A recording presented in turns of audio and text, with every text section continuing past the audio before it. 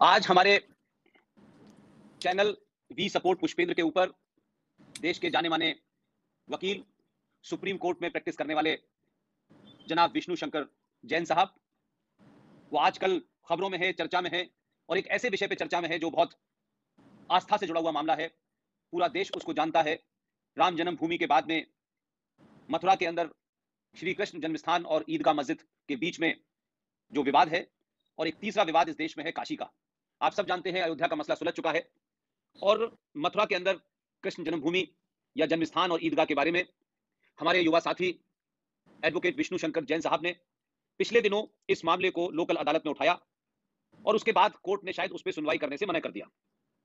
लेकिन विष्णु शंकर युवा हैं, जितना जोश है उतना ही ज्यादा इनका गहरा अध्ययन है, विषय की पूरी परख है और तथ्यों के साथ एक बार फिर दोबारा जब वो कोर्ट गए तो उनका ये मुकदमा डिस्ट्रिक्ट जज साधना रानी ठाकुर के अदालत में स्वीकार कर लिया गया और इसके ऊपर 28 नवंबर की डेट दी गई है। मैंने आज उनको दावत दी है कि वो आएं और ये बताएं कि ये जो कृष्ण जन्मस्थान और शाही मस्जिद का मामला है, इसके बारे में कहा जाता है कि 1968 में जो ट्रस्ट था, उस ट्रस्ट के ऊपर कोई एक बॉडी थी, उस बॉडी ने इसके ऊपर कोई समझौता कर लिया और तब से ये समझौता लागू है। लेकिन जैन साहब का कहना है कि ये ट्रस्ट जो कि ओरिजिनल बॉडी है उसके साथ नहीं हुआ है, कोई फ्रॉडन टाइप की कोई ऑर्गेनाइजेशन बनी कृष्ण जन्मस्थान करके, उसने ये समझौता किया, लिहाजा इसको निरस्त किया जाए। लेकिन आज की बातचीत में जो सबसे महत्वपूर्ण बात है, जो देश को मैं समझता हूं कि ज्यादा समझने और जानने की जरूरत है, कि 1991 में एक समझौता, सॉरी 1991 में सुप्रीम कोर्ट में के माध्यम से एक एक्ट बना, प्लेसेस ऑफ वर्शिप एक्ट, और उसमें कुछ इस तरीके का कहा गया कि जो 1991 से पहले तक जिस तरीके के जो भी हमारे देश में मंदिर थे या मस्जिद थे या तोड़ के बनाए गए थे, उनकी यथास्थिति रखी जाए। इसको भी विष्णु जी ने सुप्रीम कोर्ट में चैलेंज किया है। और 1995 के अंदर किस तरीके से वक्फ बोर्ड बना और वो पूरी का पूरा एक लंबी उसकी कहानी है। इन दो मुद्दों को बीच में रख के आज की हम बातचीत करेंगे। मेरा पहला सवाल तो यह है कि देश ये जानना चाहता है कि पहले ये क्यों आपकी अर्जी खारिज की गई और अब ये क्यों इसके ऊपर सुनवाई हो रही है, और आपके पास क्या वो स्ट्रॉन्ग पॉइंट्स है, तथ्य हैं कि आप 1968 के फॉर्मूले को एक तरीके से प्रूडेंट मानते हैं, गलत मानते हैं, इलीगल मानते हैं। विरोधियों के तर्कों का आपके पास क्या जवाब है, मैं ये जानना चाहता हूँ। धर्म संस्थापना के देवता भगवान श्री कृष्ण के चरणों में मेरा नमन। और आज मैं आप सबको नमस्कार करता हूं और माननीय पुष्पेंद्र कुलशेष जी का बहुत बहुत आभार और धन्यवाद व्यक्त करता हूं कि उन्होंने मुझे मंच दिया जहां पे मैं अपनी बात रख सकूं और अपनी सारी बातें, अपने सारे तर्क, अपने सारे फैक्ट्स आपके सामने रख सकूं। अब माननीय पुष्पेंद्र जी ने मुझसे सवाल पूछा कि ऐसा क्या फैक्ट है जिसकी वजह से मेरी इनिशियली प्ली डिसमिस हुई थी सिविल जज सीनियर डिवीजन के सामने, और उसके बाद मैंने ऐसे क्या तर्क रखे जो मेरी प्ली एक्सेप्ट हुई डिस्ट्रिक्ट जज के सामने, साधना रानी ठाकुर से। अब सबसे इंपॉर्टेंट बात यह है कि जब हमने ये मुकदमा दायर किया, सिविल सूट हमने दायर किया मथुरा की निचली अदालत में, तो उत्तर प्रदेश में एक व्यवस्था है कि अगर आप कोई भी सिविल सूट दायर करते हैं तो वो सिविल जज सीनियर डिवीजन के यहाँ ही जाती है। और क्योंकि ये दो समुदायों के विषय में, दो समुदायों के बीच का मामला है, उनके बीच में प्रॉपर्टी डिस्प्यूट है, इसलिए लिहाजा इसकी जो जुडिक्शन है वो सिविल जज सीनियर डिवीजन मथुरा के यहाँ ही बनती, क्योंकि इसमें स्टेट गवर्नमेंट या केंद्र सरकार का कोई रोल नहीं है किसी तरह से। इसलिए इस मामले में आप दीवानी दावा ही दायर कर सकते थे और इसीलिए लॉ के हिसाब से हमने सीपीसी के हिसाब से दीवानी दावा मथुरा की सिविल अदालत में दायर किया। अब जब आपने सिविल सूट हम दायर करते हैं तो एक सेटल्ड लीगल प्रिंसिपल है कि जब आप सिविल सूट फाइल करते हैं तो उसको तीन बातों पर, पहले दिन तीन बातों पर परखा जाता है। सबसे पहले, क्या आपने सिविल सूट में अप्रोप्रिएट कोर्ट फीस दी है कि नहीं। जो कोर्ट फीस हर सिविल सूट की वैल्यूएशन के हिसाब से तय होती है, वो कोर्ट फीस शेड्यूल में दी हुई है, वो हमने उसमें पे कर रखी थी। इसके बाद, क्या वो सूट आपने विद इन द जुडिक्शन फाइल किया है कि नहीं। मतलब अगर कोई मामला मथुरा से संबंधित है तो ऐसा तो नहीं वो आपने आगरा में फाइल कर दिया है, तो वो कोर्ट देखती है कि क्या उसको जुडिक्शन है कि जो आपने रिलीफ मांगी है वो ऑर्डर पास कर सकती है कि नहीं। और तीसरा, क्या वो कॉज ऑफ एक्शन आपका है कि नहीं, कि जो आप बात कह रहे हैं क्या उसके लिए आपके पास पर्याप्त तथ्य है कि नहीं कि आपको कोई हानि हुई है। ये तीन मुख्य बातें सिविल सूट में फाइलिंग के दिन प्रथम दृष्टया पहली बहस में देखी जाती है। अब आप जान के हैरान हो जाएंगे, और मैं यहाँ पे किसी व्यक्ति विशेष पे या न्यायालय पे टिप्पणी नहीं कर रहा हूँ, पर फेयर क्रिटिसिज्म लॉ में हमारा राइट है और वही बात मैं आपके सामने रखने आया हूँ। जब हमने ये सिविल सूट दायर किया तो उस दिन हमें कहा गया कि ठीक है, हम इसको देखेंगे, अध्ययन करेंगे, उसके बाद आपको नेक्स्ट डेट देंगे जब आप आके इसमें अपनी बहस रखिएगा। उस दिन कोई सुनवाई हुई, पर उस दिन उसमें कोई डिटेल्ड ऑर्डर पास नहीं हुआ। जनरली आप सिविल सूट जब दायर करते हैं, किसी भी आप वकील से अक्रॉस द कंट्री पूछ लीजिए, तो civil suit as a matter of practice register होता है और उसके बाद उसमें आगे इश्यूज फ्रेम होते हैं, अदर साइड को नोटिस समन्स जारी किए जाते हैं, वो आके अपना जवाब रखते हैं वगैरह वगैरह। इस केस में जब हमने सिविल सूट दायर किया, क्योंकि मीडिया के द्वारा हाइप्ड मैटर था, तो उसको उस समय कोई ऑर्डर पास नहीं किया गया। उसके बाद एक ऑर्डर पास किया गया जिसमें ये लिखा गया कि आप सब लोग, और ये मैं कोर्ट का ऑर्डर बता रहा हूँ सिविल जज सीनियर डिवीजन महोदय का, कि आप सब लोग बाहरी हैं, जितने इस केस में जिन्होंने केस फाइल किया है ये मथुरा के रहने वाले नहीं है, तो आप कृपया करके आके एक्सप्लेन करें कि आपको ये दावा दायर करने का हक कैसे। अब जब हम लोगों ने ये ऑर्डर सुना और पढ़ा तो हम लोग शॉक हो गए, क्योंकि लॉ में प्रोविजन ये है कि कोई भी आदमी केस कहीं भी इंडिया की कोर्ट में दायर कर देता है, वो कहीं का भी हो ये मायने नहीं रखता है, वो कहीं का भी हो ये मायने नहीं रखता है, प्रॉपर्टी जहां पे है वहां पे केस दायर होना चाहिए ये मायने रखता है। अगर मथुरा की प्रॉपर्टी का डिस्प्यूट है, मैं मथुरा में केस दायर करूं ये इंपॉर्टेंट है, ना कि मैं दिल्ली से हूं ये इंपॉर्टेंट है। तो हम कोर्ट में गए, हमने इसमें डिटेल सबमिशन फाइल किया और सुप्रीम कोर्ट के सारे जजमेंट्स दिखाए, ये बताते हुए कि इस केस में स्थिति ये है और इशू ये है कि जो कॉम्प्रोमाइज है 12 अक्टूबर 1968 का वो फ्रॉड से ऑब्टेन किया गया है, वो गलत है। उसकी डिटेल भी मैं आपको बताऊंगा कि वो कैसे गलत है और इसलिए हमने ये रिलीफ मांगी, हमने कोर्ट फीस दे रखी, हमारा जुडिक्शन है और ट्रस्ट डीड में भी सारे लोग बाहरी थे, जो सोसाइटी थी उसमें सारे लोग बाहरी हैं और भगवान जो है वो सबके हैं। तो आप ये नहीं कह सकते कि कोई आदमी दिल्ली में रहता है तो अपने भगवान के केस दायर करने मथुरा में क्यों आना। ये सारी बातें हुई।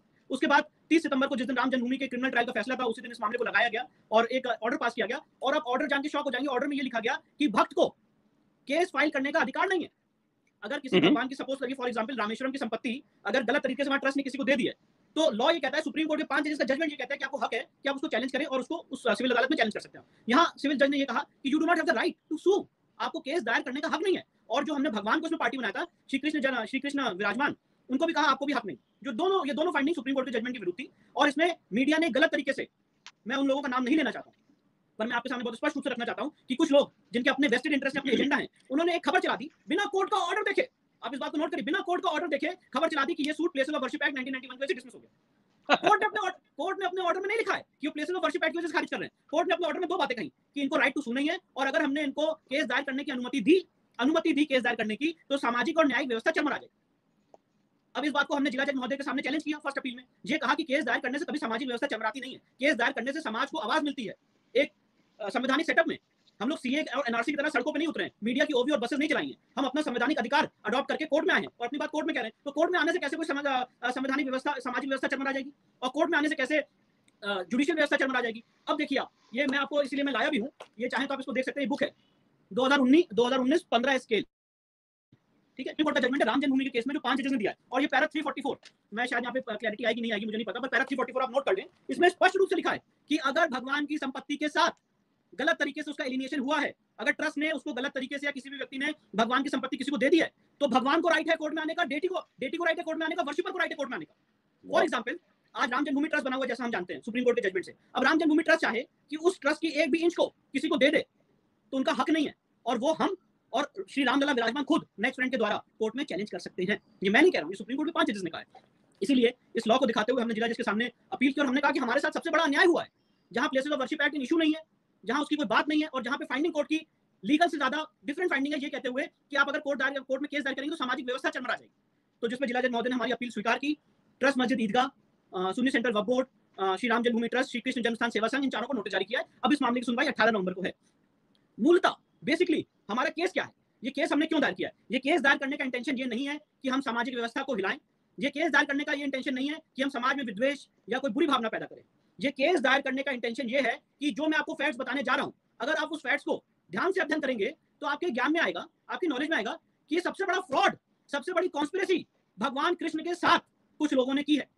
अब कुछ बिंदु आपको सामने बताता हूं बहुत शॉर्ट में, और वो ऐसे हैं कि ये जो पूरी संपत्ति थी 13.37 एकड़ लैंड है, जो आज से नहीं हजारों सालों से हिंदू विश्वास करते हैं कि भगवान कृष्ण का जन्म यहीं हुआ, वो यहीं पे अवतरित हुए, कंस का कारागार भी आज भी वहीं पे है, और जब इसकी आगे चल के आर्कियोलॉजिकल सर्वे द्वारा खुदाई होगी तो वो सारी चीजें मिलेंगी। ये हमारा और सारे हिंदू समाज का ये विश्वास है, फेथ है। अब 1669 में, ये डेट बहुत इंपॉर्टेंट है, नोट कर लीजिए, मैंने अपने सूट में इसको लगाई। 1669 में औरंगजेब को ये मंदिर बहुत आंखों में खलती थी, जो राजा वीर सिंह बुंडेला ने 1618 में मंदिर बनवाई थी, 33 लाख रुपए की कॉस्ट है। ये ऑन रिकॉर्ड है, जितनी बातें मैं आपको यहाँ पे बोल रहा हूँ, कोई बात किसी किताब से पढ़ी हुई नहीं बोल रहा हूँ, ये सारी बातें लीगल हिस्ट्री है इस केस की, जो पहले के एफिडेविट्स, जो पहले के हलफनामे, जो पहले के लीगल रिकॉर्ड्स है, 10 राउंड ऑफ लिटिगेशन हुआ इस केस में, वहां से बता रहा हूँ। 1618 में राजा वीर सिंह बुंदेला ने इस मंदिर को 33 लाख रुपए की कॉस्ट से बनवाया था। उसके पहले भी इस मंदिर को काफी बार गजनवी गौरी द्वारा तोड़ा जा चुका है, लूटा जा चुका है। अंत में 1618 में राजा वीर सिंह बुंदेला ने इसको 33 लाख की कॉस्ट से बनवाया था, उस जमाने की 33 लाख, और ये भव्य मंदिर था जिसकी चमक आगरा से भी दिखती थी। और जब औरंगजेब के अंडर आगरा और मथुरा आया तो उसको ये मंदिर आंखों में उसकी चमक बहुत अखरती थी, और उसने एक फरमान जारी किया, और वो फरमान महान हिस्टोरियन जदुनाथ सरकार ने पर्शियन से इंग्लिश में ट्रांसलेट किया, वो मैंने अपने सूट में लगाया है। और उस फरमान में क्या कहा है, जाओ जाके मथुरा की उस मंदिर को तोड़ो। मथुरा काशी दोनों के लिखा है, वो सेम फरमान से तोड़ा गया है। एक ही फरमान में दोनों मंदिरों के ऑर्डर है, मथुरा और काशी के। जाओ जाके मथुरा के लिए लिखा है वो मैं आपको बता रहा हूँ, जाओ जाके मथुरा की मंदिर को तोड़ो और उसकी मूर्तियां आगरा की जहनारा मस्जिद में रख दो, सीढ़ियों के नीचे दबा के, कि जब वो नमाज पढ़ने जाए तो उसको कुचलते हुए जाएं। ये बात मैंने नहीं कही है, ये औरंगजेब ने अपने फरमान में कही है, जदुनाथ सरकार ने इसको पर्शियन से इंग्लिश में ट्रांसलेट किया है, और फरमान की ओरिजिनल कॉपी आज भी बीकानेर के म्यूजियम में। इसके बाद 5 अप्रैल 1770 में मराठाओं ने उस जगह को जीता, बैटल ऑफ गोवर्धन में। पूरी संपत्ति मथुरा की नजू लैंड या मराठा सरकार की, मराठा हुकूमत की घोषित कर दी गई। 1803 में ब्रिटिशर्स आए, ब्रिटिशर्स की हुकूमत होगी ईस्ट इंडिया कंपनी की, क्योंकि ये जगह हमारे लिए बहुत इंपॉर्टेंट थी। 1815 में राजा पटनीमल जो बनारस के हैं, जो भी बाहरी हैं, राजा पट्नीमल ने ये संपत्ति 1815 में ब्रिटिश सरकार से पब्लिक ऑक्शन में बकायदा पैसा देके खरीदी 1815 में। और उसके बाद उनके पास इतनी क्षमता नहीं थी कि वो उसमें भव्य मंदिर बना सके। उनके लीगल हेयर्स, उनके जो पौत्र हैं राय किशन दास, उन्होंने इसको 8 फरवरी 1944 को बेच दिया। किसको बेच दिया? पंडित मदन मोहन मालवीय जी को बेच दिया कि आप इसमें भव्य मंदिर बनाएं, हमारे पास इतने पैसे नहीं है कि हम यहाँ पे मंदिर बना सकें। तो पंडित मदन मोहन मालवीय उस समय इस देश के सर्वमान्य लीडर थे और उनको दिया गया कि आप इसका जीर्णोद्धार करें और यहाँ पे एक भव्य मंदिर बनाया जाए। 8 फरवरी 1944 पंडित जी का निधन हो गया 1946 में। और 1951 में 21 फरवरी 1951, ये डेट्स बहुत इंपॉर्टेंट है, 21 फरवरी 1951 को एक ट्रस्ट बना और उस ट्रस्ट का नाम क्या था? श्री कृष्ण जन्मभूमि ट्रस्ट। और उस ट्रस्ट की ट्रस्ट डीड में लिखा हुआ है कि पंडित मदन मोहन मालवीय जी के सपनों को पूरा करने के लिए, हिंदू जनता के सपनों को पूरा करने के लिए, और लोगों को ये विश्वास है कि भगवान का जन्म यही हुआ, यही स्थान है जहां भगवान अवतरित हुए, यही वो कारागार है जहां भगवान अवतरित हुए, इसलिए यहाँ पे हम भव्य मंदिर का निर्माण करेंगे और लोगों से लोहा लेंगे, लोगों से चंदा लेंगे 13.37 एकड़ लैंड का। अब आप इस चीज को समझिए। और 8 फरवरी 1944 की जो मैंने सेल डीड आपको बताई, ये सेल डीड का पैसा 13,400 रुपए जुगल किशोर बिरला जी ने दिया था राजा पट्नीमल के हेयर्स को, क्योंकि उस समय उनके पास कुछ कर्जा था 13,400 रुपए। तो इसीलिए वही कीमत डिसाइड की गई कि उन्होंने कहा हमें इसके लिए कोई पैसा नहीं चाहिए, पर हमारे पर कुछ कर्जा है तो उसको चुकाने के लिए हमें 13,400 रुपए चाहिए, जो जुगल किशोर बिरला जी ने दिया। उसके बाद ये संपत्ति पूरी ट्रस्ट में विहीन हो गई, ट्रस्ट में वेस्ट कर दी। अब इसके बीच में 10 राउंड ऑफ लिटिगेशन हुए। 1875 में 6 सूट फाइल हुए मुस्लिम द्वारा, जो वो हार गए। 1920 में 1920 में, अब ये देखिए ये आज का केस नहीं है और इसलिए मैं ये लोगों के सामने लाना चाहता हूँ। 1920 में इस मामले को लेके केस दायर हुआ मथुरा की दीवानी अदालत में मुसलमानों द्वारा कि यहाँ पे हिंदुओं ने हमारी प्रॉपर्टी जो है वो ले ली है, ये संपत्ति हमारी, जिसमें वो हार गए। फर्स्ट अपील में हार गए, हाई कोर्ट से हार गए 1935 तक। और उसके बाद सबसे इंपॉर्टेंट और सबसे क्रूशियल बात, जब ये सेल डीड हुई 8 फरवरी 1944 को, उसके बाद उन्होंने एक सूट दायर किया कि ये सेल डीड गलत है, इसको रिजेक्ट किया जाए। 1946 में सूट दायर किया और 1953 में वो हार गए।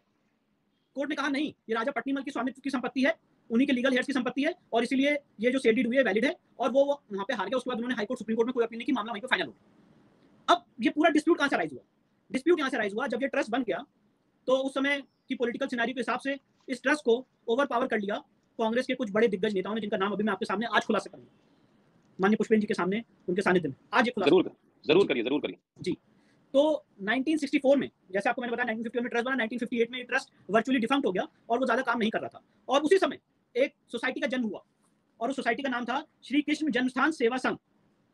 दो बातें प्लीज इसको मार्क करिए, श्री कृष्ण जन्मभूमि ट्रस्ट और श्री कृष्ण जन्मस्थान सेवा संघ दो अलग अलग है। जो प्रॉपर्टी जिनको दी गई वो थी श्री कृष्ण जन्मभूमि ट्रस्ट और ये डिफंक्ट हो गई 1958 में और एक सोसाइटी बन गई जिसका नाम है श्री कृष्ण जन्मस्थान सेवा संघ। अब सेवा संघ ने एक दावा दायर किया 1964 में और ये कहा कि हमारे 13.37 एकड़ में कुछ घोसी समाज, मुस्लिम घोसी समाज के लोग घुस आए हैं, कब्जा कर रहे हैं, इलीगल ऑक्यूपेशन इनका, इन्होंने इंक्रोचमेंट कर लिया है, इसलिए इनको हटाया जाए।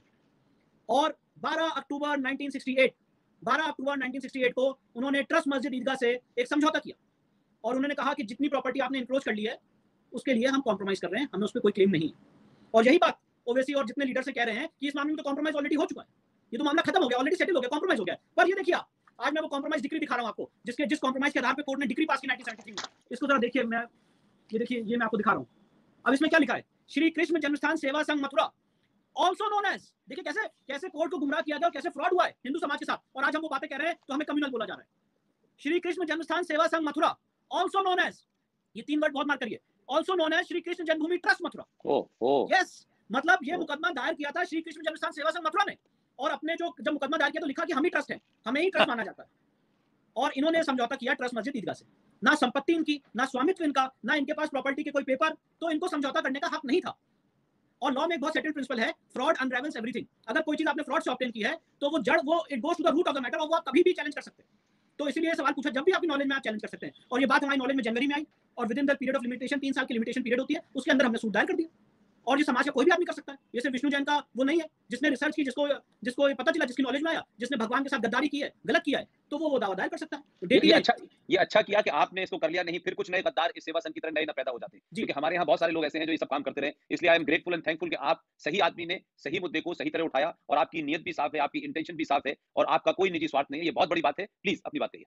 और इस केस में हमने क्या मांग की है? हमने ये मांग की है कि समझौते को निरस्त किया जाए क्योंकि ये फ्रॉड से ऑब्टेन किया गया है और ये सारी संपत्ति अपने लिए 1 इंच नहीं मांगी है। हमने कहा ये सारी संपत्ति ट्रस्ट को दे, हमें नहीं चाहिए। ये सारी संपत्तियां भगवान का जो ट्रस्ट बना हुआ है, जो पंडित मदन मोहन मालवीय जी के सपनों को पूरा करने के ट्रस्ट बना था, उन्हीं को दे दे और उस पर फ्रेश स्कीम ऑफ एडमिनिस्ट्रेशन बनेगा, जिसके बाद ये ट्रस्ट फंक्शन करेगा। और ये जो यहाँ पे इलीगल मस्जिद बनी है इस फेक समझौते के आधार पे, इसको हटाने का आदेश पारित किया जाए। अब ये समझौता किसने किया था? वो 2 बड़े दिग्गज नाम कौन थे? श्री एम अनंतशय्यम अयंगार, श्री एम अनंतयानम अयंगार, ये गवर्नर थे बिहार के, और श्री द्वारका प्रसाद मिश्रा चीफ मिनिस्टर थे मध्य प्रदेश के। ये दोनों कांग्रेस के सबसे दिग्गज, सबसे बड़े लीडर्स थे, और उस समय सेवा संघ इनके कब्जे में था, इनके डायरेक्शंस पे ये सेवा संघ चलता था। और इसीलिए मैं इस मामले को राजनीतिक टूल नहीं देना चाहता हूँ, ना राजनीतिकरण करना चाहता हूँ, पर जब सवाल पूछे जाते हैं और कांग्रेस पार्टी के प्रवक्ता आके टीवी चैनल पे कह रहे हैं कि इन लोगों के खिलाफ एनएसए लगा दिया जाए, हम लोगों के खिलाफ एनएसए लगा दिया जाए, वो इसलिए कह रहे हैं क्योंकि ये चोरी जो है हमने पकड़ ली है। ये जो कॉम्प्रोमाइज साइन किया है, ये जो कॉम्प्रोमाइज साइन कराया उस समय, ये द्वारका प्रसाद मिश्रा के कहने पे और अनंतशय्यम अयंगार जो कांग्रेस के दिग्गज लीडर हैं उनके कहने पे हुआ। और भगवान की संपत्ति के साथ आप लोगों ने समझौता किया है। 13.37 एकड़ की हर एक इंच हम लोगों के लिए पूजनीय थी। जहां पे हमारे भगवान, हमारे कृष्ण, धर्म संस्थापना के देवता ने जन्म लिया था, अवतरित हुए थे, वो हम लोग के लिए सबसे पूजनीय, सबसे पायस लैंड है। उसके और उसका और देखिए सबसे बड़ी बात क्या है, ये प्रॉपर्टी डिस्प्यूट नहीं है, टाइटल तो हमारा है ही है। ये इलीगल इंक्रोचमेंट का केस है। हमें ये साबित नहीं करना यहाँ पे कि हमारे भगवान यहाँ पैदा हुए थे कि यहाँ पैदा हुए थे, जैसा इन लोगों ने राम जन्मभूमि में हमारी आस्था और फेथ के साथ मजाक उड़ाया। ये सवाल ये है कि 13.37 एकड़ में साहब आप कहां से आ गए, आपको यहाँ पे कैसे एंट्री मिल गई? 1920 के जजमेंट में, जो अभी मैंने आपको 1920 का जजमेंट का हवाला दिया, उस जजमेंट में स्पष्ट रूप से लिखा हुआ है कि मराठा यहाँ पे आए थे, इनको इन्होंने निकाल दिया यहाँ से और 100 साल तक इनका कोई अस्तित्व नहीं रहा।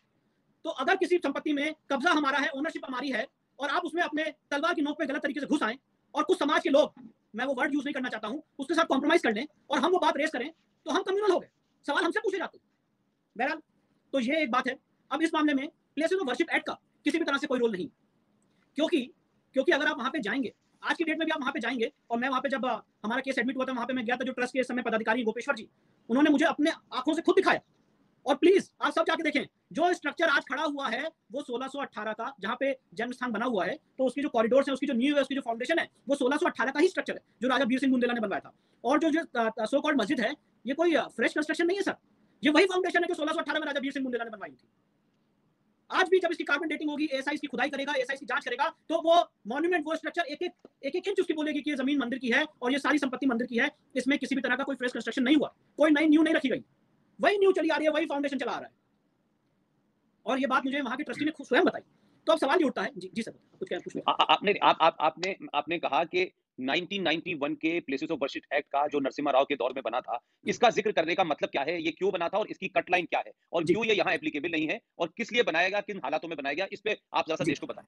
जी देखिए, प्लेसेस ऑफ वर्शिप एक्ट 1991 मुझे लगता है इस देश की इंडिपेंडेंट इंडिया में वो ऐसा काला कानून है जो इस देश के समाज के, इस देश के लोगों की आवाज घोटने का काम करता है। और ऐसा मैं क्यों कह रहा हूं, इस एक्ट का अगर कोई भी अध्ययन करेगा सेक्शन 4 सब क्लॉज 2 का, तो वो ये कहता है कि जो 15 अगस्त 1947 को किसी भी रिलीजियस कैरेक्टर की, किसी भी रिलीजियस प्लेस की स्थिति थी, वो वैसे ही रहेगी, और अगर उसको चेंज करने के लिए कोई केस दायर हुआ है तो वो केस निरस्त हो जाएगा automatic bye operation of law, bye operation of parliament.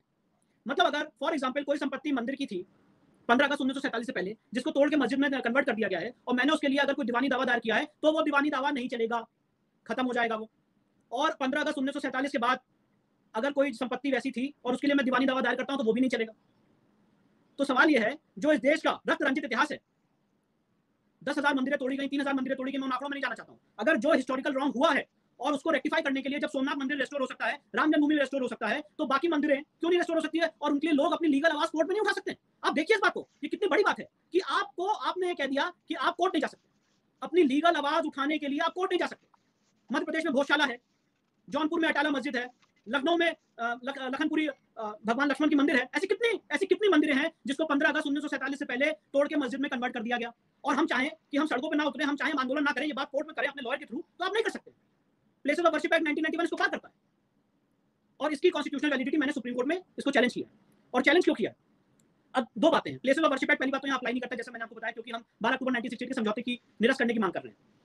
अब अगर प्लेसेस ऑफ वर्शिप एक्ट को मान भी ले, फॉर एग्जाम्पल ओवैसी साहब और जितने मुस्लिम लीडर ने उनका आर्गुमेंट मान भी लें कि प्लेसेस ऑफ वर्शिप एक्ट है, तो मेरा कहना यह है कि ये कॉन्स्टिट्यूशनली इनवैलिड है, क्योंकि आप हमें तो कोई राइट देते नहीं है कि हम अपने मंदिर के लिए, अपने देवता के लिए, जिसको गलत ढंग से कन्वर्ट करके उसका रिलीजियस कैरेक्टर कन्वर्ट कर दिया गया, उसके लिए हम कोर्ट में जा सकें, केस दायर कर सकें। ये अधिकार हमको नहीं है। और उसके अलावा उसके ऑपोजिट वक्फ एक्ट 1995 में आपको सारे अधिकार दिए हुए हैं, और इसीलिए वक्फ एक्ट 1995 यहाँ पे बहुत इंपॉर्टेंट है। वक्फ एक्ट 1995 में आपको सारे अधिकार हैं, और सेक्शन 40 में आप किसी भी संपत्ति को वक्फ संपत्ति घोषित कर सकते हैं, इंक्लूडिंग सोसाइटी की संपत्ति, इंक्लूडिंग ट्रस्ट की संपत्ति। और आपको जान के आप शौक होंगे, ताजमहल को वक्फ बोर्ड वक्फ संपत्ति घोषित कर चुका है, और उसके अगेंस्ट एएसआई समय अपील में गई हुई, सुप्रीम कोर्ट में मामला पेंडिंग है। तो आप चाहे किसी भी संपत्ति को वक्फ संपत्ति घोषित कर दें और उसके लिए एक लिटिगेशन रहे, उसके लिए एक लीगल प्रोसेस रहेगा, हाई कोर्ट सुप्रीम कोर्ट आपके लिए बने हुए हैं, और हम दावा तक नहीं दायर कर सकते हैं ये इस देश के पार्लियामेंट का सबसे बड़ा लीगल स्कैम है। ये बात मैं as lawyer of the Supreme Court आपके सामने कहना चाहता हूँ, as citizen of this country कहना चाहता हूँ। कोई सीएनआरसी की तरह नहीं उतरा सड़कों पे, कोई दंगे नहीं हुए, कोई ब्लडशेड नहीं हुआ। आज एक सीएनआरसी का कानून आ गया, इन लोगों ने पूरा देश और सबको शाहीनबाग बना दिया, सबको सर पे बवाल मचा दिया, और यहाँ पे दो एक्ट जो हम लोग की धार्मिक भावनाओं के साथ खिलवाड़ करते हैं, हम लोग की आवाज को दबाते हैं, उसके लिए आप आवाज तक नहीं उठा सकते हैं, ऐसा कानून बना है और हम सब चुप हैं, और जो अगर इसके लिए आवाज उठाता है तो वो कम्युनल हो जाता है। तो अगर ऐसी बात है तो मैं हूं कम्युनल, मुझे कोई दिक्कत नहीं है कम्युनल कहलाने में, जो भी टैग कहलाने में। अब सवाल क्या है, हम सबके सामने सवाल ये है, प्लेसेस ऑफ वर्शिप एक्ट 1991 कैसे अनकॉन्स्टिट्यूशनल है, कैसे गलत है, और वफ एक्ट 1995 कैसे गलत है। और कांग्रेस गवर्नमेंट नरसिम्हा राव सरकार ने ये 4 साल के स्पैन में आप देखिए कैसे ये काले कानून बनाए हैं, और ये आज मैं आपके सामने उजागर करना चाहता हूँ। वफ एक्ट के कुछ प्रोविजन आपके सामने लाना चाहता हूँ, और उसका प्लीज उसको जरा आप देखिए, उसका अध्ययन करिएगा, आपको समझ में आएगा कि कैसे ये लैंड जिहाद से भी बड़ा ये पार्लियामेंट जिहाद है। इस देश की संसद ने ऐसा कानून पास कैसे किया है, जब मैं आपको प्रोविजन बताऊंगा आप देख के शॉक हो जाएंगे। अब वफ एक्ट 1995 की कुछ हिस्ट्री है। सबसे पहले वफ एक्ट आया था, वफ एक्ट 1923। इसमें वफ बोर्ड को कोई भी स्पेशल पावर नहीं दी हुई थी।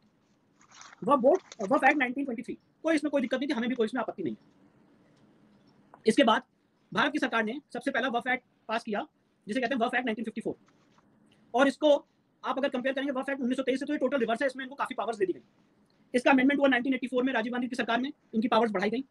1995 में नया वफ एक्ट लाया गया जिसमें बहुत ज्यादा पावर्स दे दी गई, और 2013 में श्रीमान मनमोहन सिंह की सरकार ने इसमें बहुत अमूलचूल परिवर्तन किया और ऐसी पावर्स दे दी, जैसा कि मैंने आपको बताया सेक्शन 40 में किसी भी संपत्ति को वफ संपत्ति घोषित किया जा सकता है। अब वफ एक्ट का अगर अध्ययन किया जाए तो कुछ प्रोविजंस आपको बताता हूं और आप जान के इसको शॉक हो जाएंगे। सबसे पहला प्रोविजन सेक्शन 4, 5, 6 और 7 वफ एक्ट 1995 का। अब इसमें यह प्रावधान है कि जो भी संपत्ति वफ संपत्ति है उसका गवर्नमेंट राज्य सरकार सर्वे करेगी, और उस सर्वे का खर्चा राज्य सरकार वहन करेगी। इस बात को जरा गौर करिए, जो भी संपत्ति वफ संपत्ति है उसका सर्वे राज्य सरकार करेगी। वफ बोर्ड उनको बताएगा कि भैया ये हमारी लिस्ट संपत्ति की आप सर्वे करिए, और उसका सर्वे राज्य सरकार करेगी अपने सर्वे कमिश्नर द्वारा। उसके कोई मापदंड, कोई पैमाने, कुछ तय नहीं है, वो किसी भी संपत्ति को इंक्लूड कर सकते हैं सर्वे में, कोई नोटिस, कोई ऑब्जेक्शन, कोई प्रक्रिया नहीं है।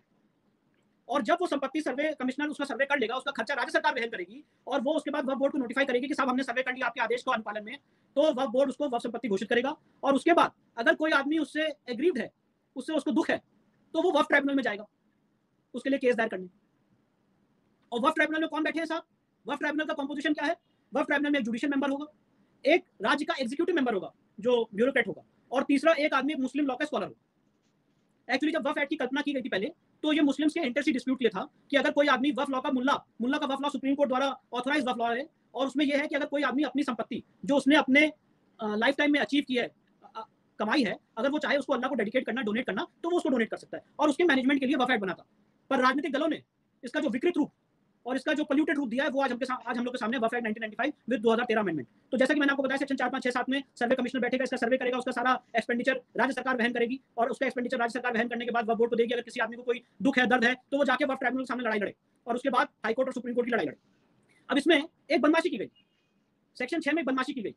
1995 के एक्ट में पहले था वर्ड पर्सन इंटरेस्टेड, मतलब अगर सर्वे कमिश्नर सर्वे करेगा और जो मुसलमान या जो मुस्लिम समाज के लोग हैं उनको लगेगा कि नहीं हमारी संपत्ति गलत तरीके से ऐड हो गई, या हमारी संपत्ति यहाँ नहीं यहाँ ऐड होनी चाहिए थी, तो वो उसको चुनौती दे सकता है वफ ट्राइब्यूनल में। उन्हीं के लिए बना हुआ था, इसलिए वर्ड यूज था सेक्शन 6 में पर्सन इंटरेस्टेड।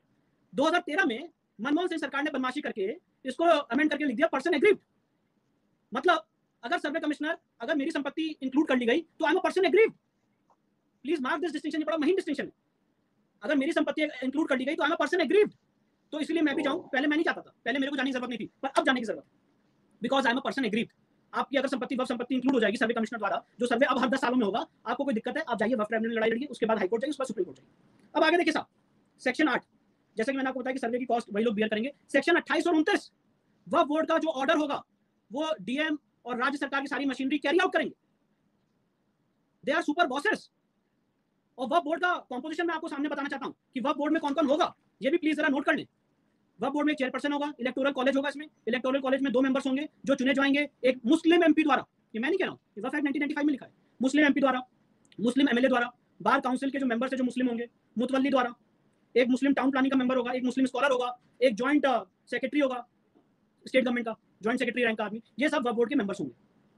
अब ये राज्य सरकार को डायरेक्ट करेंगे सेक्शन 28 और 29 में कि भाई ये संपत्ति वक्फ संपत्ति है या नहीं है, आप हमारे इस ऑर्डर को कैरी आउट करिए, और डिस्ट्रिक्ट मजिस्ट्रेट को उनके ऑर्डर को कंप्लाई करना, ये उनकी ड्यूटी है। ये देखिए सेक्शन 28 पढ़ रहा हूँ, district magistrate shall be responsible for implementation of the decisions of the board. जो बोर्ड निर्णय लेगा उसके इंप्लीमेंटेशन के लिए डिस्ट्रिक्ट मजिस्ट्रेट रिस्पॉन्सिबल होगा। क्या ऐसा पैरेलल अधिकार किसी मठाधीश को, किसी ट्रस्ट को, किसी पुजारी को, किसी पंडित को दिया हुआ है? मैं सवाल पूछना चाहता हूं देश की पार्लियामेंट से।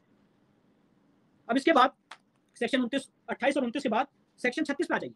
सेक्शन 36 और 40 जैसा कि मैंने आपको बताया, इस पूरे एक्ट का सबसे ज्यादा ड्रैकोनियन प्रोविजन है, जिसमें आप किसी की पर्सनल प्रॉपर्टी और ट्रस्ट और सोसाइटी की प्रॉपर्टी, ट्रस्ट और सोसाइटी की प्रॉपर्टी लिखा है सेक्शन 40 में, इंक्लूडिंग ट्रस्ट और सोसाइटी की प्रॉपर्टी, आप वक्फ संपत्ति घोषित कर सकते हैं। और उसके बाद अगर आपको उसकी लड़ाई लड़नी है तो आप वक्फ ट्राइब्यूनल में उस ऑर्डर को चुनौती दीजिए और उसको लड़िए। अब इसमें एक और महीन बात है, इसमें एक और बदमाशी है।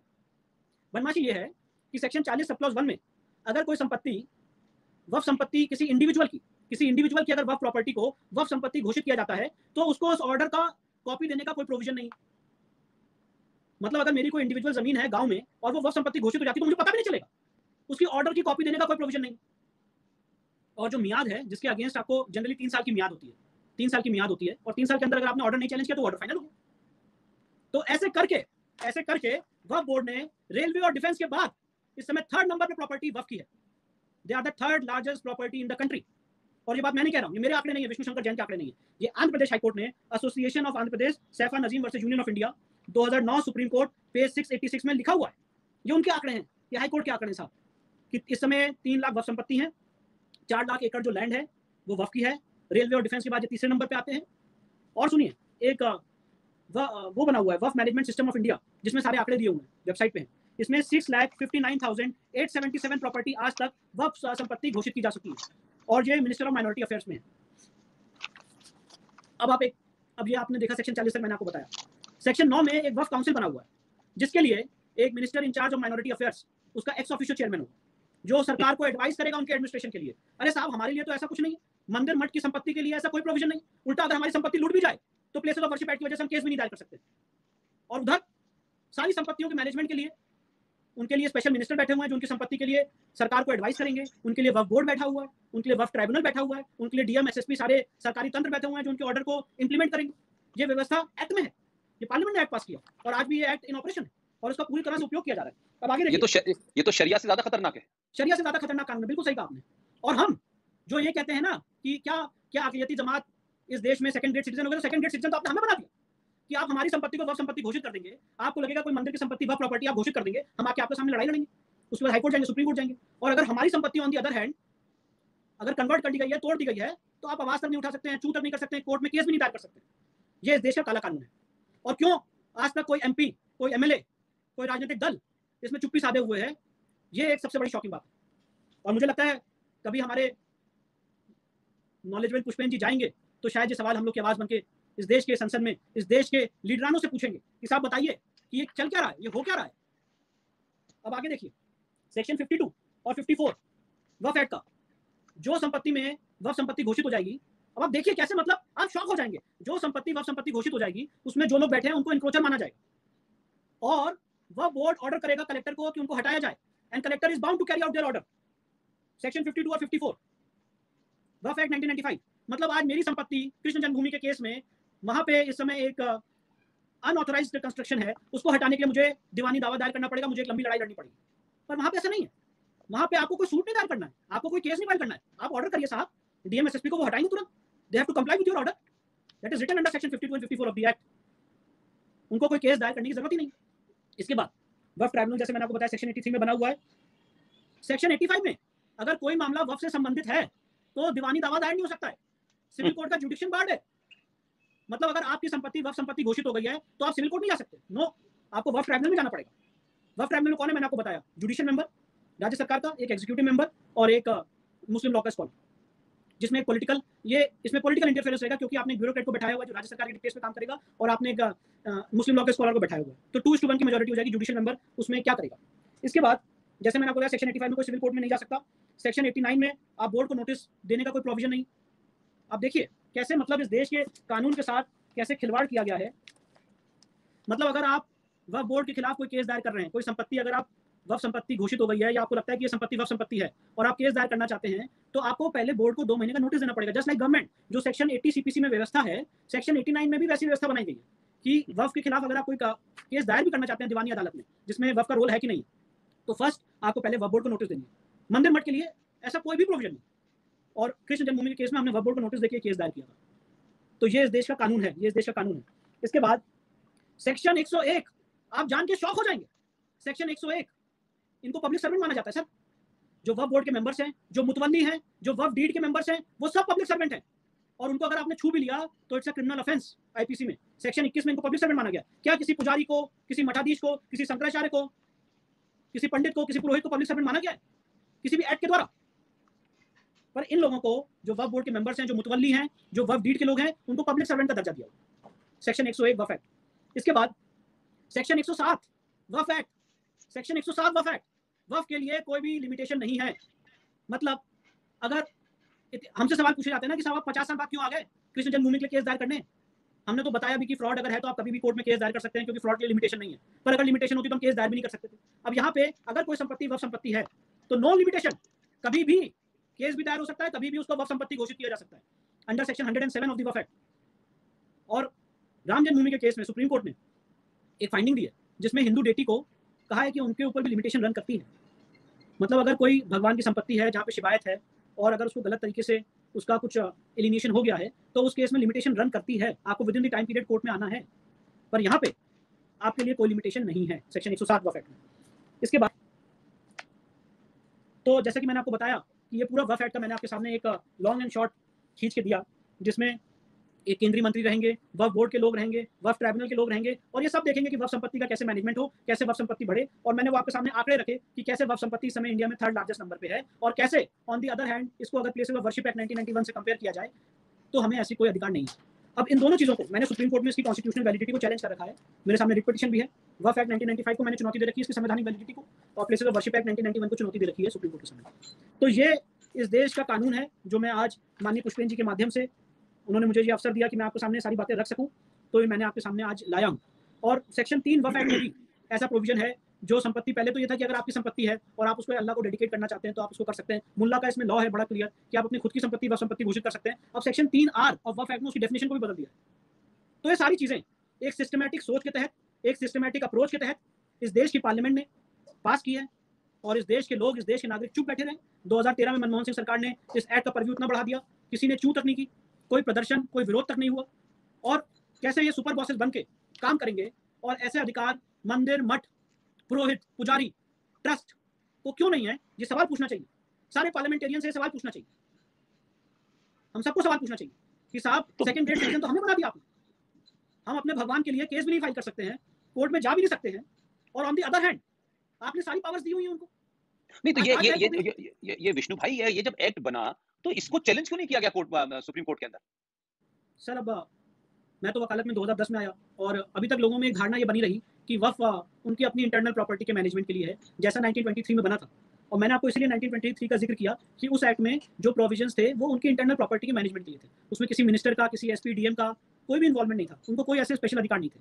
आज ट्रस्ट एक्ट भी बना हुआ है, कोई सोसाइटीज एक्ट भी बना हुआ है, अगर हम चाहें कोई प्रॉपर्टी सोसाइटी के थ्रू मैनेज करना, ट्रस्ट के थ्रू मैनेज करना, तो उसमें कर सकते हैं। तो उसी तरह का एक्ट था, पर कैसे सिस्टमेटिकली इसको अमेंडमेंट करके उनको ये पावर्स दी गई और कैसे सिस्टमेटिकली प्रॉपर्टीज बढ़ी हैं, ये बात, ये कॉन्स्पिरेसी, ये लीगल कॉन्स्पिरेसी आज मैं आपके सामने लाया हूं। और इसीलिए ये बात आज तक मुझे ऐसा लगता है, जो आपने सवाल पूछा, कोई नहीं पकड़ पाया, क्योंकि लोगों को लगा कि इनके इंटरनल मैनेजमेंट के लिए। पर जैसे ही सेक्शन 40, और मैं आपके माध्यम से सारे दर्शकों को कहना चाहता हूँ, प्लीज मेरी नजर से और अपनी नंगी निगाहों से सेक्शन 40 ऑफ वक्फ एक्ट को पढ़ें और सवाल पूछें कि कैसे ये अधिकार दिया हुआ है इनको कि किसी भी संपत्ति को वक्फ संपत्ति घोषित कर सकते हैं, including private land, including trust property, including society.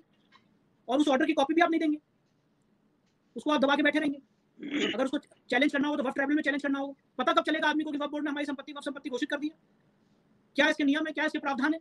सर्वे कमिश्नर बैठेगा, क्या आर्टिकल 27 का वायलेशन नहीं है? राज्य सरकार का क्या दायित्व है कि वक्फ संपत्ति का सर्वे करे और उसको नोटिफाई करे? डीएम एसएसपी का क्या दायित्व है कि वक्फ बोर्ड के ऑर्डर्स को कंप्लाई करे? डीएम एसएसपी का क्या दायित्व है कि वक्फ बोर्ड के ऑर्डर के लिए एनक्रोचमेंट को हटाए? क्यों नहीं वक्फ बोर्ड सिविल कोर्ट जा सकता है? क्यों एक दूसरी अदालत बना दी गई? 2 अदालतें चल रही है, सिविल कोर्ट और एक वक्फ बोर्ड और उनका ट्राइब्यूनल। ये कहाँ का न्याय है? ये कौन सा कानून है? मैं ये सवाल अपने आप से पूछता हूँ, और सब चुप बैठे रहे। इस देश के बड़े बड़े पार्लियामेंटेरियंस, जिनको पार्लियामेंट जाने का तो शौक है, पर जब वहां पे बिल आया तो क्यों चुप बैठे रहे? सवाल ये पूछना चाहिए।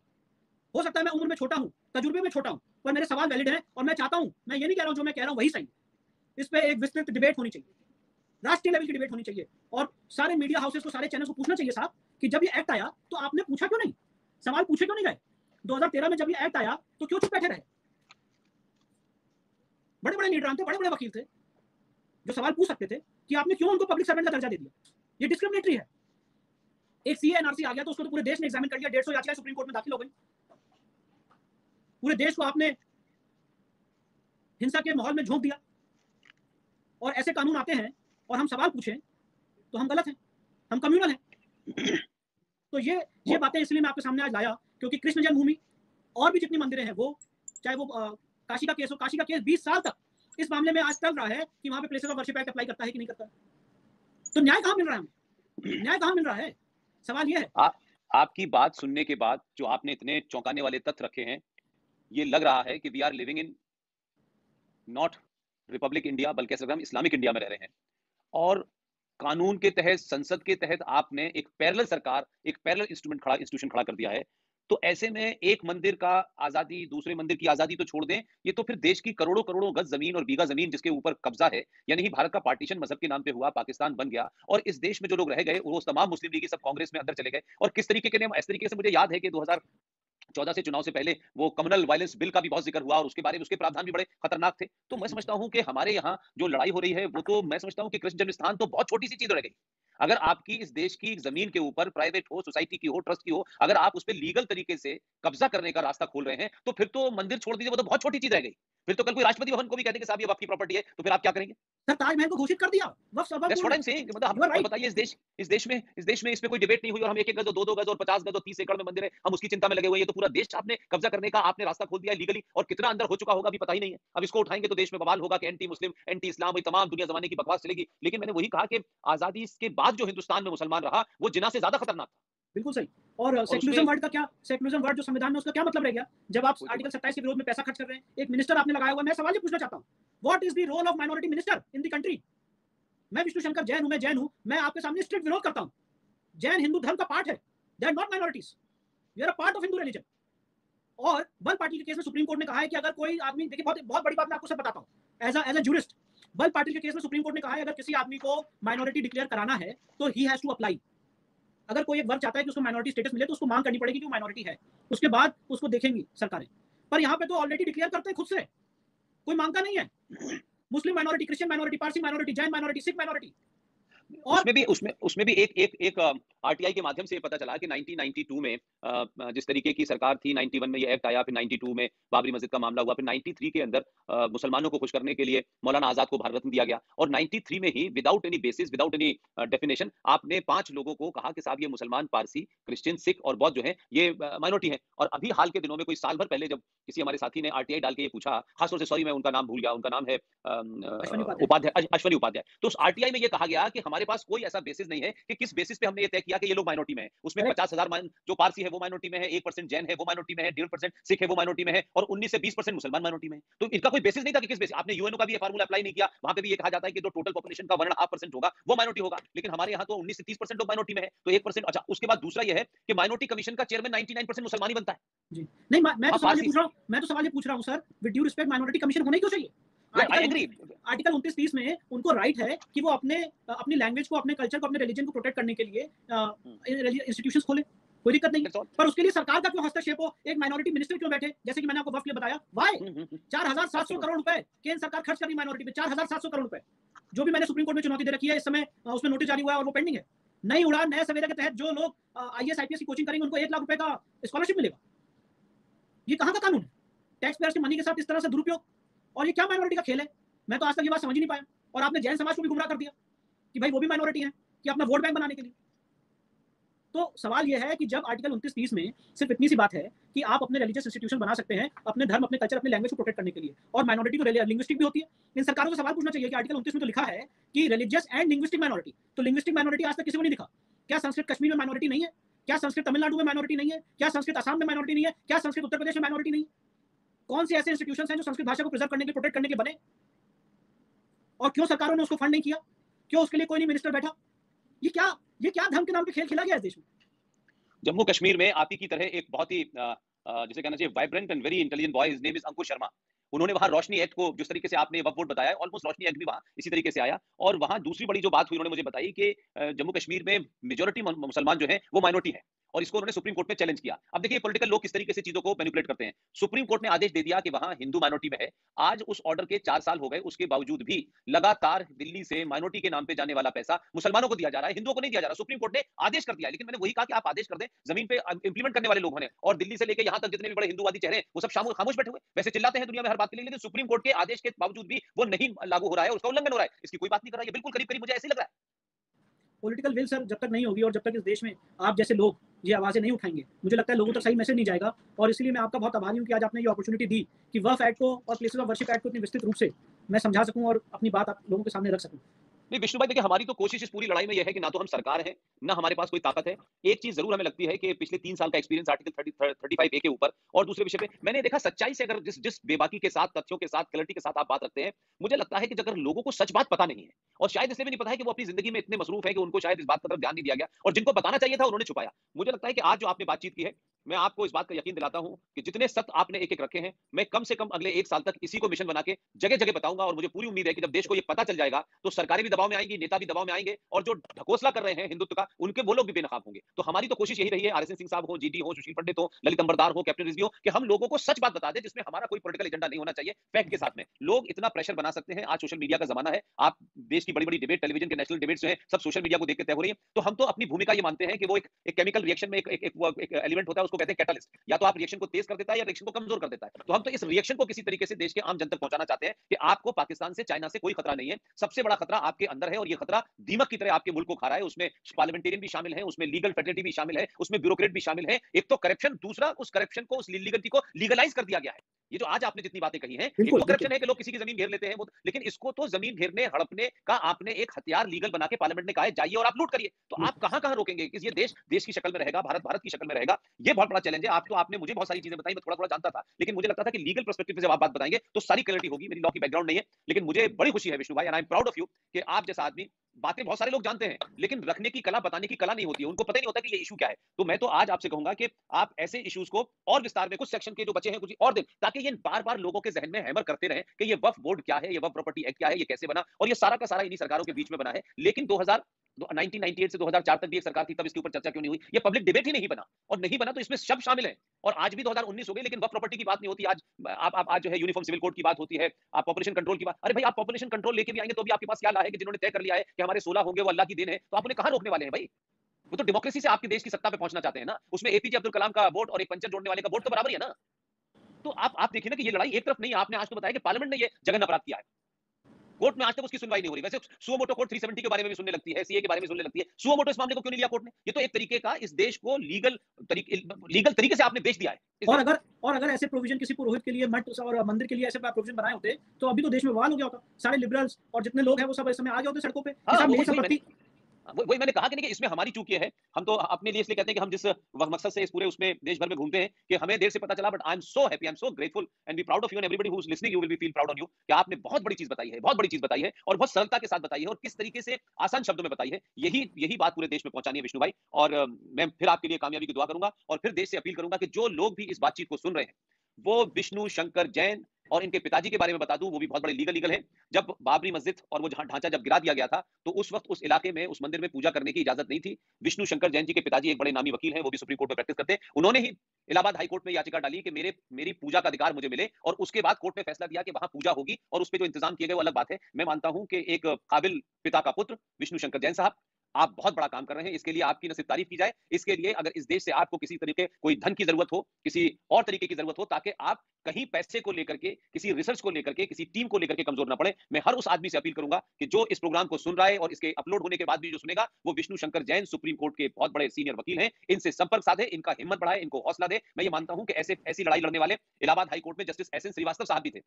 उन्होंने गीता के ऊपर एक जजमेंट दिया, और उन्होंने कहा कि Gita is not a religious book, तो उसके ऊपर चैलेंज किया, और फाइनली वहां क्रिश्चियन और मुसलमानों को मानना पड़ा कि Gita is not a religious text, is a राष्ट्रीय ग्रंथ। और उसके बाद मध्य प्रदेश ने उसको एक्सेप्ट भी किया, लेकिन उनके ऊपर जानलेवा हमला भी हुआ और उनको सिक्योरिटी भी मिली। तो मैं ये आपसे फिर विनती करूंगा कि आप ध्यान रखिए कि जो लोग ये जानते हैं कि आपने उनकी उस नस को दबाया है, जिसको न तो राजनीतिक दल लाना चाहते थे अपने सियासी एजेंडे के तहत, और बाकी लोग सोए हुए थे, आपने उनकी जड़ पे हमला किया है, वो आप पे हर तरीके का हमला करेंगे, हर तरीके का आप पे वार करेंगे। इसलिए आपको सिर्फ ये लड़ाई नहीं लड़नी है, अपने आप को सुरक्षित रखना है। देश का हर जागरूक नागरिक जो इस बात को सुन रहा हो, विष्णु शंकर जैन की सुरक्षा की जिम्मेदारी ले। वो कैसे होगी? ये देश की जिम्मेदारी है। विष्णु शंकर ये लड़ाई अपने निजी स्वार्थों के लिए, निजी प्राप्ति के लिए नहीं लड़ रहे। ये वेल ऑफ आदमी है, अपना जीवन इनका अपनी जगह चल रहा है, लेकिन ये जो मुकदमे हैं, इस पे उनका साथ देना चाहिए। आप बार-बार मेरे कहने से आते हैं और मेरी बात मान लेते हैं, इसके लिए मैं फिर एक बार आपका शुक्रिया अदा करूंगा। और जब भी विष्णु भाई आपको लगे कि आपके मन में कोई ऐसी चीज आई है जो देश को बतानी है, आप बेधड़क मुझसे कहिए, आइए, क्योंकि हम तो ये जो पूरा प्लेटफॉर्म क्रिएट किया है, इन्हीं मुद्दों के लिए किया है और हमारा कोई एजेंडा नहीं है। तो एक बार फिर मैं और मेरी टीम की तरफ से आपको बधाई और आपको बहुत-बहुत इस बात की शुभकामना कि आप न सिर्फ कृष्ण जन्मभूमि की लड़ाई जीते, ये वक्फ बोर्ड जो मैं समझता हूं कि इस देश पे लीगल तरीके से कब्जा करने का जो एजेंडा बनाया है, क्योंकि जब आपकी जमीन पे आप मालिक ही नहीं होंगे, तो जब लड़ाई होगी तो आप किस जमीन को बचाने के लिए लड़ेंगे। लिहाजा एक बार फिर मैं आपका शुक्रिया अदा करता हूं और आप इस लड़ाई में विजयी हों, इसकी कामना करता हूं। Thank you very much. धन्यवाद।